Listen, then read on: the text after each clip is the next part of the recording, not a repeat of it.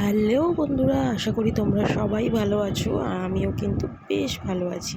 তো নতুন একটা ভিডিওতে তোমাদের সবাইকে স্বাগত জানাই। তো নতুন একটা রেসিপি নিয়ে কিন্তু আজকে তোমাদের সাথে চলে এসেছি।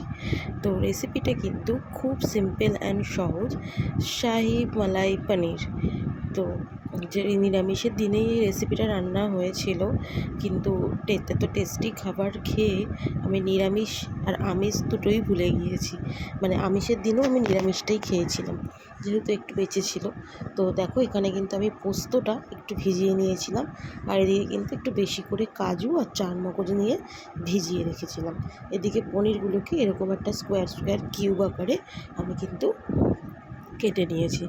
দেন এখানে পোস্ত, চারমগজ আর কাজু বাদামটা ভালো করে বেটে নেওয়া হয়েছে, আর বেটে নিয়ে এখানে রেখে দেওয়া হয়েছে। দেন এখানে কাঁচা লঙ্কা আর আদা কিন্তু বেটে নেওয়া হয়েছে। আর বাটারটা দেওয়ার স্টাইলটা দেখেছো? একটা কড়াই গরম করে একটু বাটার দিয়ে দিলাম, আর বাটারে এবারে পনিরগুলোকে ভালো করে একটু লাল লাল করে নিয়ে ভেজে নিয়েছিলাম।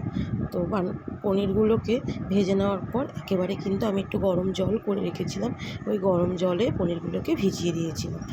তো এরপর দেখো, এখানে কিন্তু আমি একটুখানি দুধ নিয়ে নিয়েছি, মোটামুটি 300 ml মতো দুধ এখানে ছিল।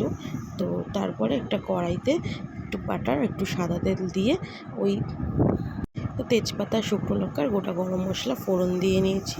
এবারে কিন্তু বাটা মশলাটা ওর মধ্যে দিয়ে দেওয়ার পালা, আদা আর কাঁচা লঙ্কা।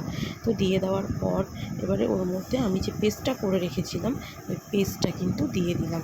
দিয়ে দেওয়ার পর ভালো করে একটুখানি কষিয়ে নিয়ে ওর মধ্যে ফ্যাটানো টক দই আর একটু কাশ্মীরি লঙ্কার গুঁড়ো কালারের জন্য দিয়ে দিয়েছিলাম। এবারে দেখো, এরকম একটা টেক্সচারে মানে চলে এসছে, মোটামুটি তেলটা বেরিয়ে এসেছিলো।